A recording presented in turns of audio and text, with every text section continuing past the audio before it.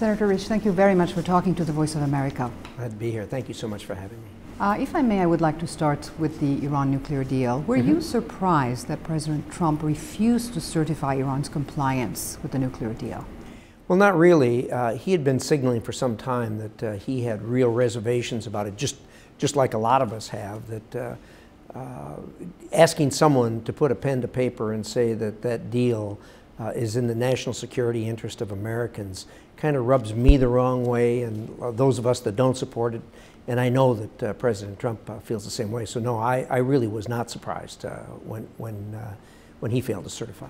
There's another deadline coming up mid-January, probably January 15th, and it also includes presidential waivers on sanctions. What do you think is going to happen then? Well, obviously that's up to the president because, as you know, there are 3 pieces of legislation that contain sanctions against Iran. They are also subject to being waived by the President of the United States, which has been done, but those waivers expire on January 15th. It is hard for me to believe that the President will exercise his waiver authority when he's already said that the JCPOA is not in the national interest of the American people. As you know, Senator, our European allies are saying that they're planning to stick to the deal. Don't you think that in this particular instance, the president is going to be in isolation? Not really. I've met with the Europeans on a number of occasions and listened to them very carefully as their arguments and that sort of thing. The difficulty you have is Iran is out of compliance with a number of UN resolutions. It's hard for the Europeans to sit and argue with a straight face that everything's okay here. Everything is not okay here. And they obviously have a different view than we do of it. But I don't feel that there's going to be any isolation as far as the president's concerned or as far as America is concerned. I would say that if indeed the agreement is left by the chief executive, which is, it is not an agreement by America, it is not an agreement by the American Congress, it was a singular agreement signed by Barack Obama as president, what we call an executive agreement. If indeed that goes by the way, the Europeans are going to have to make some decisions.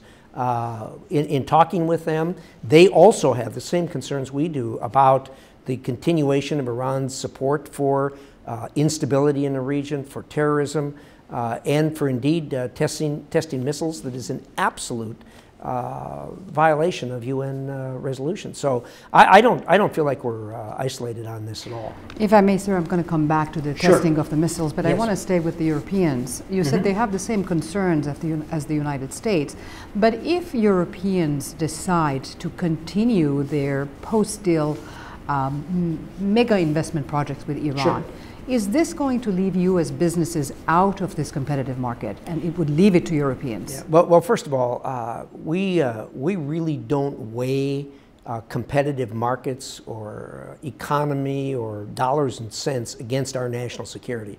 National security is number one. It overrides everything. But having said that, the Europeans themselves are going to have a very difficult time because, as you know, those sanctions have the ability to hurt them as well in certain instances. So they're going to have some tough decisions to make. Everybody uses many of our different systems, like our banking systems. They may be in a position where they have some very tough sanctions to make, some very difficult decisions to make. And I think they're going to wind up wanting to sit down, particularly with the Iranians, and encourage them to do things that they should have been encouraged more strongly to do when the agreement was negotiated. If I may, I want to ask you about the Iran's ballistic missile program. Realistically, Senator, how can we stop Iran's program, Iran's ballistic missile program? Well, there's obviously different levels of what you want to do to stop the program. I mean, we have the wherewithal to stop about anything like that. Obviously, there's no discussion of that or what have you. The sanctions have been proven to cause them sufficient pain to come to the table and behave themselves. We think that sanctions are appropriate in that regard. We have no, to underscore, we don't have a quarrel with the Iranian people. Indeed, I think the Iranian people themselves have real reservations about what their government is doing. Our argument is with the regime that is there, and they're continuing down a path to do something that is in violation of international law. Now, continuing on Iran's ballistic missile programs, there are reports that they say there is cooperation between Iran and North Korea. Do you look into these reports? Is there a nexus there? Well, obviously I can't talk about all the details that we're aware of, but there is reporting that there is cooperation between the two countries on a delivery system, and I think that's probably about all I can say about that at this point. Is it a concern? Of course it's a concern. You have two pariah nations who really are completely out of step with all the other countries on the face of the earth, and they are attempting to develop capabilities that are nuclear and that are deliverable around the world. This is a very frightening situation, and it's one that we as leaders of the free world have to deal with. Now, going back to the Iran deal, you and the critics of the deal say that Iran has not changed its behavior after it signed the deal in 2016. Is this a reason why the Senate passed a bill on Iran's destabilizing activities? And I wanted to ask you if you would please elaborate on that. Sure. This is, when the last administration here was negotiating this deal, they would come before both the Intelligence Committee and the Foreign Relations Committee that I sit on. They were well aware that we were very unhappy about how they were proceeding with this. They kept saying this is all about nuclear, and we said, look, you cannot isolate this. If they are unwilling to change their behavior, if they are just talking about not developing for a while a nuclear weapon, that is not good enough. These people are, the people in Iran are the world's largest sponsor of terrorism. They destabilize the Middle East. Look, they've got people fighting right now in Iraq against the Kurds, which is very destabilizing in the region, in Kurdistan. That is a difficulty. They're supplying rockets, one of which was launched at the Riyadh airport within the last week.